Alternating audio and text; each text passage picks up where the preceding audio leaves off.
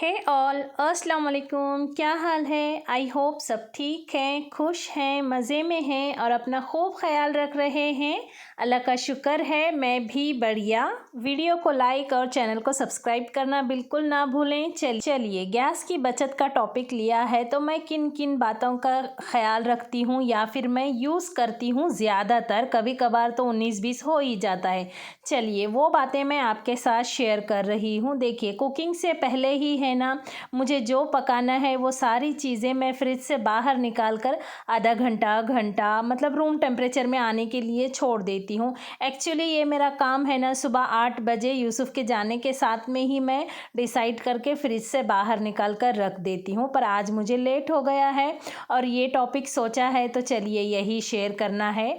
और देखिए मैंने डिसाइड किया है, अभी मैं फ्रिज में रखने वाले सारे डिब्बे ला लूँगी, क्योंकि पहले बच्चों का टिफ़िन रहता था तो फिर मेरी सब्ज़ियां ख़त्म हो जाती थी हफ्ते हफ्ते में, तो मुझे डब्बे लेने की ज़रूरत ही नहीं थी। पर अभी है ना, देखिए पिछले हफ्ते लाए हुए हैं और 2 दिन में संडे आ जाएगा और मैं परेशान हूँ। और ये एक ही भाजी ख़राब हुई है, अल्लाह का शुक्र है।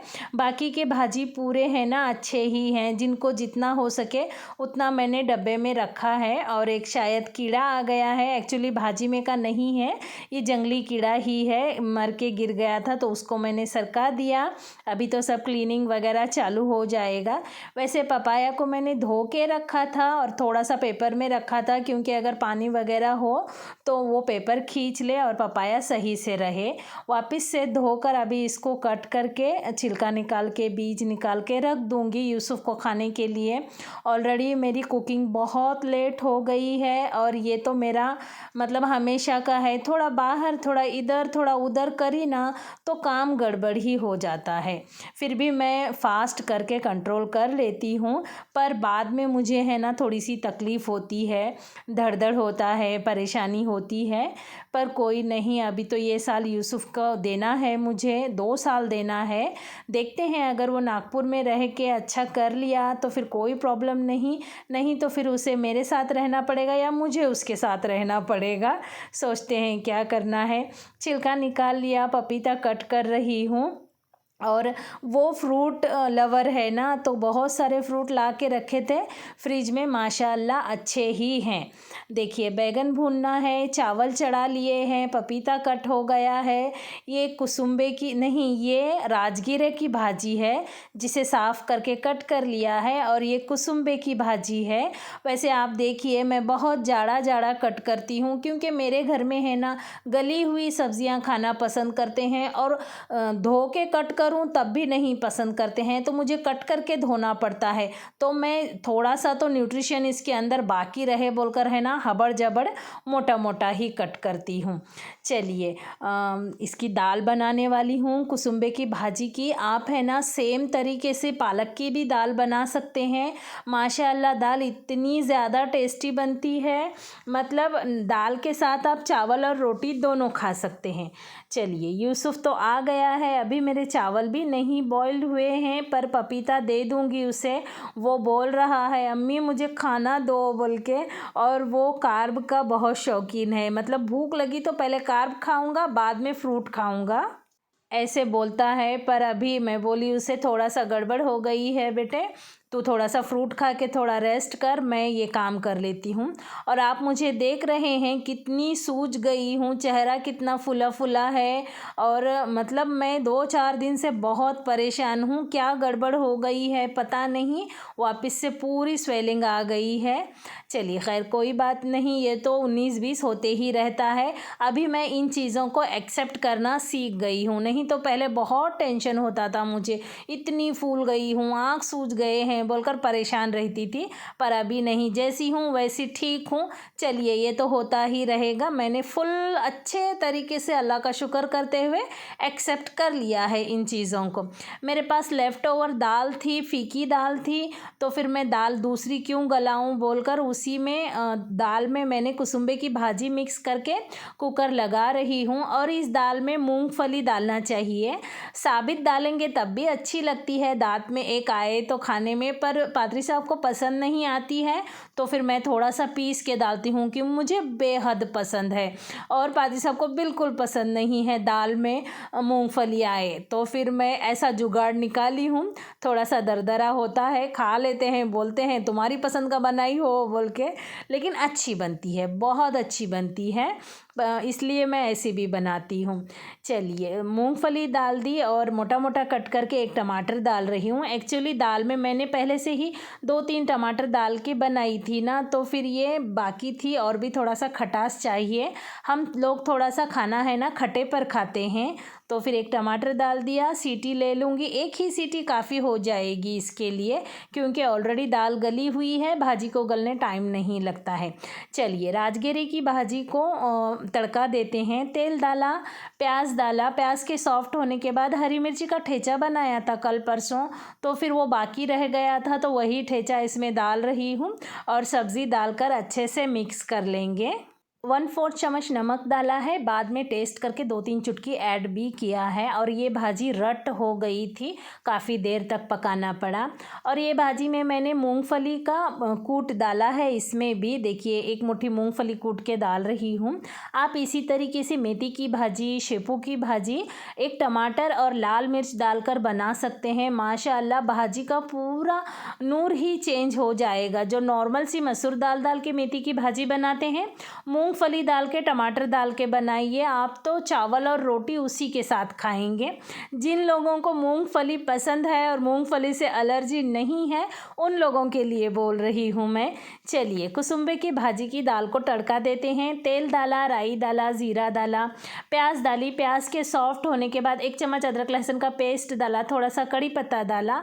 अब तड़के में लाल मिर्च डाल रही हूँ, 2 चम्मच लाल मिर्च पाउडर और 2 चुटकी हल्दी पाउडर डाल रही हूँ। आप मिर्च अपने टेस्ट के हिसाब से डालें, और वैसे मुंह भर के डालें, तभी घर वालों को पसंद आता है। आप फीका फीका पकाएंगे ना, बाहर जाके तीखा खा के आएंगे और बोलेंगे घर का खाना उतना टेस्टी नहीं था। तो आप अगर वो लोग बोलते हैं हाँ हाँ तेज़ हुआ, तो बस 1 चुटकी कम करिए, ज़्यादा मत कम करिए। आप भी अपने पकवान को मतलब वैल्यू दीजिए, ताकि बाहर खाकर आकर घर का खाना अच्छा है अच्छा नहीं है ना बोलें। घर का खाना तो लाजवाब है। बाहर खाने के बाद घर के खाने के लिए वो ऐसे सोचें, बाहर अच्छा ना मिले, चलो बाबा घर जाके खा लेते हैं, ऐसा सोचें। तो उसके लिए है ना मिर्च और नमक परफेक्ट होना चाहिए। एक्चुअली मैं है ना पादरी साहब की वजह से बहुत फ़ीका फ़ीका पकाती थी। जब मेरा बड़ा लड़का 9th में आया, तो फिर वो मुझे पूछा, अम्मी तुमको खाना बनाने नहीं आता क्या बोल के। क्यों बेटे, ऐसा क्यों बोल रहा? अम्मी तुम्हारा खाना टेस्टी नहीं लगता मुझे, और ऐसा मेरे फ्रेंड का खाना बहुत टेस्टी लगता। तो मैं बोली तेरा फ्रेंड क्या लाता, मुझे एक निवाला बचा के लाते जा बोल के बोली। तो वो 2-3 दिन मुझे ला के दिखाया। मैं बोली बाबू इसमें सब कुछ मेरे जैसा है, बस मिर्च बहुत ज़्यादा है बेटे इसमें, बोली मैं।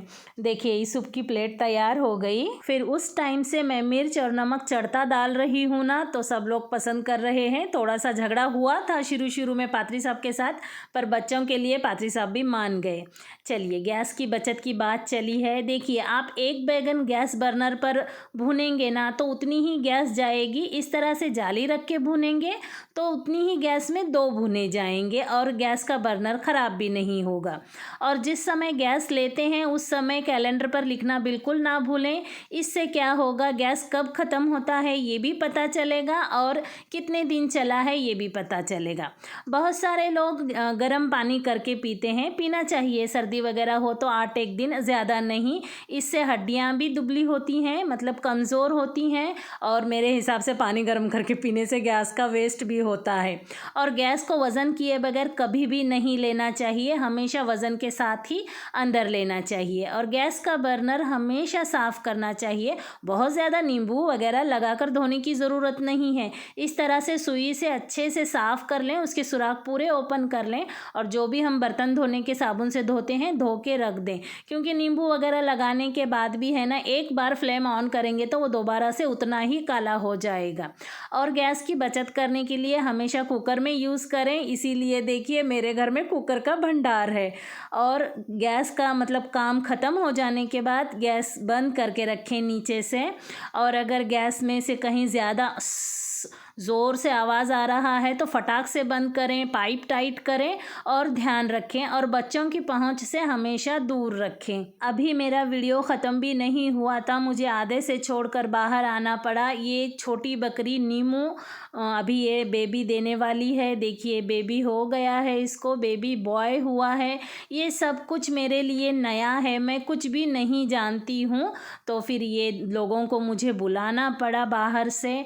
फिर देखिए वो उसके नाखून कट करे और उसके सर को छप छप छप मारे, नहीं तो सर ऊंचा होता है बोलते हैं। और ये भी लड़का ही है। और वो जो मैं काला लड़का बताई थी ना बकरा पिछले बार, उसकी डेथ हो गई है, कल परसों ही हुई उसकी डेथ। और देखिए ये पहला बच्चा है तो बकरी इसको चाट नहीं रही है, तो फिर उसके नाखून निकाल कर है ना बकरी को खिलाए तो उसको समझ आया शायद, अभी आके देखिए उसको प्यार कर रही है। ये सारी चीज़ें मुझे कुछ भी पता नहीं है, पर अभी थोड़ा थोड़ा पता हो रहा है। जब पता हो जाता है तो फिर मैं उसमें एक्सपर्ट हो जाती हूँ, ऐसा करना चाहिए वैसा करना चाहिए, सभी को बोलती हूँ। वापस वहाँ से आई, ये दंगल फैला पड़ा है और पादरी साहब भी आ गए हैं, उन्हें खाना दे दी और ये काम चालू हो गया। चलिए इस वीडियो को यहीं ख़त्म करती हूँ। लाइक शेयर सब्सक्राइब करना बिल्कुल ना भूलें।